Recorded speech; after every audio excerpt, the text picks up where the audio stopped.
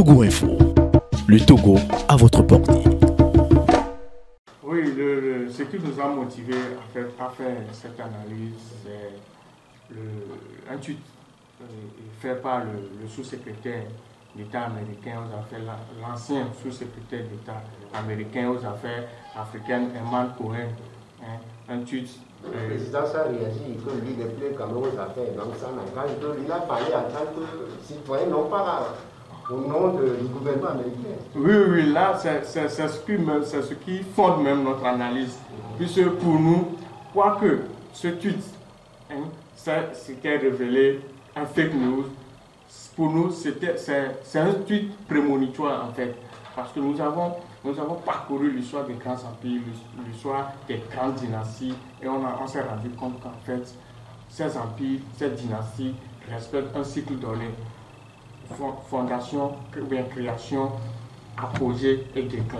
Et comparant ce cycle avec le contexte togolais, nous voyons que le clan au pouvoir, le clan cinquantenaire au pouvoir est arrivé à ce moment, à son apogée, avec tout ce qui est comme tout ce que le système a comme député. Et on sait tous que lors des législatives de 2018, le parti au pouvoir a raflé la majorité des sièges, même avec les municipales de 2019.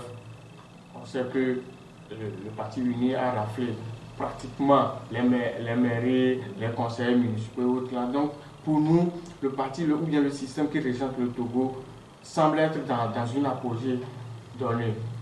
Ils ont même maîtrisé l'opposition, ils ont maîtrisé pratiquement les populations, la communauté internationale, tout cela. Donc pour nous, en ce moment même, ils sont dans une apogée donnée. Et après cet apogée-là, viendra forcément le déclin. C'est un cycle que les grands empires, même l'empire mongol, considéré comme le plus grand empire du monde, a respecté. Il n'a pas échappé à ce cycle-là. Donc je crois qu'après l'apogée dont jouit le système RPT uni, viendra forcément le déclin. Et c'est là que nous avons fait le lien avec le tweet du secrétaire d'État américain, Herman Cohen.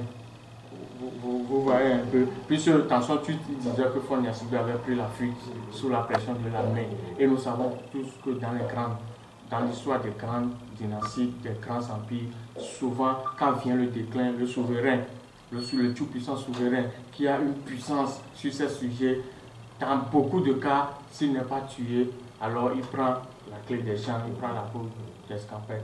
C'est cette liaison que nous avons voulu.